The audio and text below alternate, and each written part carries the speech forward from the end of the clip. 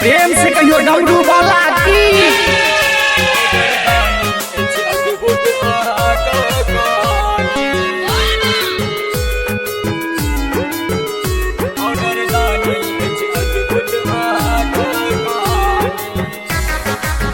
अखन अपने सब सुन रहे छी मनोज मैथिल के आवाज में सुंदर सन बाबा के नचारी। मेघ बरसैया बिजली चमकैया, मेघ बरसैया बिजली चमकैया, मेघ बरसैया बिजली चमकैया। वह सावन के आबा तूफानी, वह सावन के आबा तूफानी। ऑर्डर दानी एच अद्भुत आक कहानी, ऑर्डर दानी एच अद्भुत आक कहानी, ऑर्डर दानी एच अद्भुत आक कहानी। ऑर्डर दानी एच अद्भुत आक कहानी।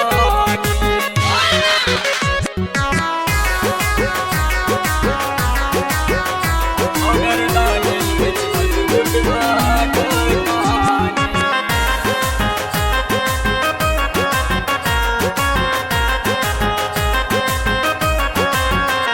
आगू चलबै कोना जंगल झाड़ छै, एक सबड़ का आबत एक पहाड़ छै।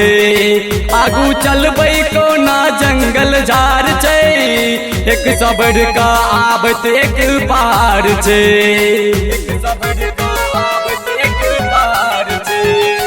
आगू चलबै कोना जंगल झाड़ छै, एक सबड़ का आबत एक पार छै। गंगा जल सो भरल कांड काबर, यो बाबा रास्ता अछि बड़ बड़ काबर। डर लागैया तन कापैया, डर लागैया तन कापैया। वह सावन के आबा तूफानी, वह सावन के आबा तूफानी। ऑर्डर दानी एच अद्भुत आक कहानी, ऑर्डर दानी एच अद्भुत आक कहानी, ऑर्डर दानी एच अद्भुत आक कहानी। ऑर्डर दानी एच अद्भुत आक कहानी।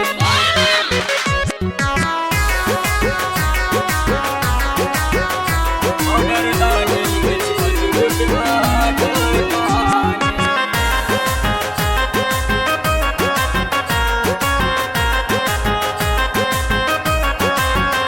दियो दर्शन बाबा अब अपनियो, नैन व्याकुल रह सद खानियो। दियो दर्शन बाबा अब अपनियो, नैन व्याकुल रह सद खानियो। नैन व्याकुल रह सद खानियो। दियो दर्शन बाबा अब अपनियो, नैन व्याकुल रह सद खानियो। सुन लो महिमा कमानिया, शरण में आयल ई पुत्र हरानिया। राह भटकलिया नैन तरसलिया, राह भटकलिया नैन तरसलिया। वह सावन के आबा तूफानी, वह सावन के आबा तूफानी।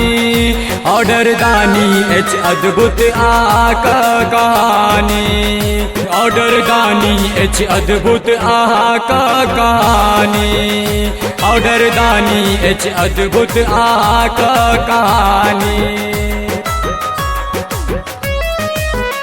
ऑर्डर दानी एच अद्भुत आक कहानी।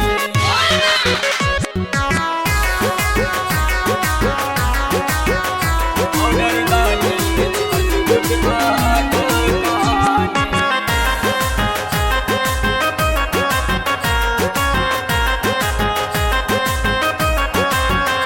दीन दुखिया अनाथक चीनाथ अहाँ, कृपा करियो आबो हे भोलेनाथ अहाँ। दीन दुखिया अनाथक नाथ कृपा करियो आबो हे भोलेनाथ कृपा करियो आबो हे भोलेनाथ दीन दुखिया अनाथक नाथ कृपा करियो आबो हे भोलेनाथ मनोज मैथिल को पूजैया सूरज सदखन शरण में रहैया विनती सुनियो ना कष्ट हरियो ना विनती सुनियो ना कष्ट हरियो ना बह सावन के आबा तूफानी बह सावन के आबा तूफानी ऑर्डर दानी एच अद्भुत आक कहानी